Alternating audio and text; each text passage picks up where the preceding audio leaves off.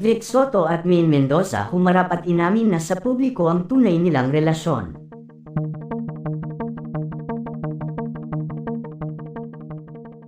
Matapos ng maglabasan sa social media ang balita patungkol sa paghihiwalay ni Maine Mendoza at Arjo Ataide, ay mainit naman ngayong pinag-uusapan ang umano ay pagbubuntis nga ni Maine Mendoza at ang bali-balitang ang ama nga daw ng dinadala ni Maine ay ang co-host nito sa Itbulaga na si Bossing Vic Soto.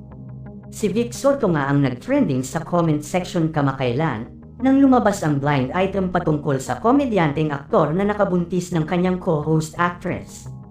Marami ang nag-mention kay Bossing at sinasabing ito nga ang aktor na tinutukoy sa nasabing blind item.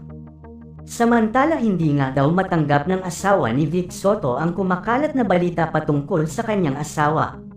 Iyak nga daw ng iyak si Pauline Luna dahil heto na naman daw at may kumakalat na naman ng balita patungkol sa kanyang asawang si Vic Soto. Matatandaan na mainit ding pinag-usapan noon ang anak ni Julia Clarete, dating host din sa Itbulaga, na ayon sa balita ay si Vic Soto nga daw talaga ang ama ng nag-iisa nitong anak na binata na ngayon. Tinanggap nga daw ni Pauline ang tungkol dito kahit pa mag-asawa na nga daw sila nang aminin ni Vic ang buong katotohanan sa namagitan sa kanila ni Julia Clarete. Ngunit sa pagkakataon nga daw na ito ay hindi na matatanggap pa ni Pauline ang isyu patungkol kay Vic at Maine sa pagbubuntis na ito ngayon ni Maine. Hindi nga daw akalain ni Pauline na magagawa ito ni Vic sa kanya gayong dalawa na ang anak nila ngayon.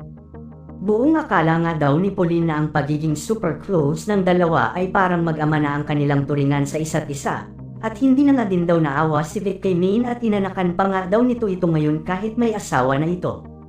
Samantala ayon sa balita ay humarap na nga daw sa publiko ngayong araw si Maine Mendoza kasama si Vic Soto at inamin na ang tunay na namamagitan sa kanilang dalawa. Itinatanggi nga ni Vic Soto ang mga balitang kumakalat ngayon. Ayon dito wala daw katotohanan ang mga balitang ito lamang ang naging sagot ni Vic Soto. Samantalang si Maine Mendoza naman ay tahimik lamang dahil ito daw umano ang utos sa kanya ng kanyang abogado. Wala nang pagtanggi mula kay Maine Mendoza ngunit wala din itong kumpirmasyon sa balitang si Vic Soto nga ang totoong ama ng kanyang pinagbubuntis. Bagay na pinagtaka ng mga netizens, kung hindi nga daw totoo ang balitang lumalabas ngayon, bakit hindi man lang daw ipagtanggol ni Maine ngayon ang kanyang sarili sa mga balitang kumakalat ngayon online tungkol sa kanila ni Bossing. Hindi nga daw naniniwala si Pauline Luna sa mga sinasabi ni Vic dahil kilalang-kilala nga daw niya ang kanyang asawa pagdating sa bagay na ganito, kayang-kaya nga daw gawa ng paraan ni Vic lahat para lang hindi masira ang kanyang pangalan sa publiko.